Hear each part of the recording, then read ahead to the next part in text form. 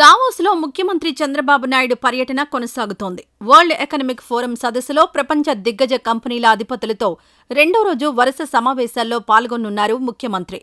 దాదాపు 15కు పైగా సమావేశాల్లో వివిధ సంస్థల ప్రతినిధులతో చంద్రబాబు ముఖాముఖి భేటీలు నిర్వహించనున్నారు. Green hydrogen, green manufacturing, next petrochemical hub, energy transition, blue economy సదస్సులు, రౌండ్ టేబుల్ సమావేశాలకు చంద్రబాబు హాజరు కానున్నారు. Singapore deputy prime minister Gan Kim Yong, UAE economy మినిస్టర్తోనూ ఈరోజు సీఎం భేటీ కానున్నారు.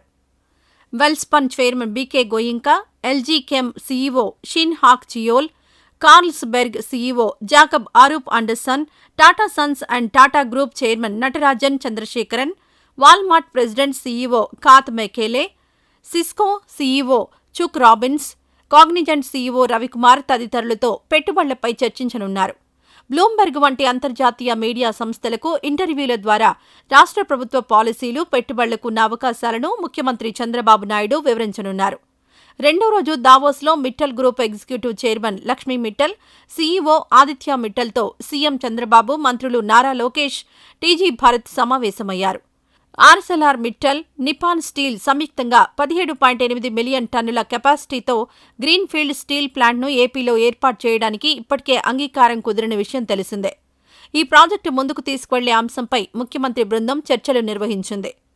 మరోవైపు వరల్డ్ ఎకనామిక్ ఫోరం సదస్సు ఘనంగా ప్రారంభమైంది.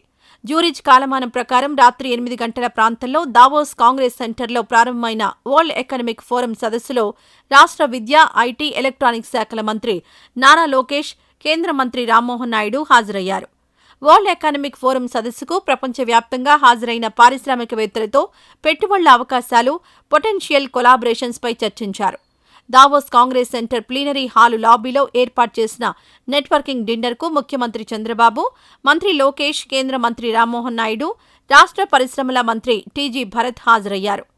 రాష్ట్రంలో పెట్టుబడులకు గల అనుకూలతలను పారిశ్రామికవేత్తలకు సీఎం చంద్రబాబు వివరించారు.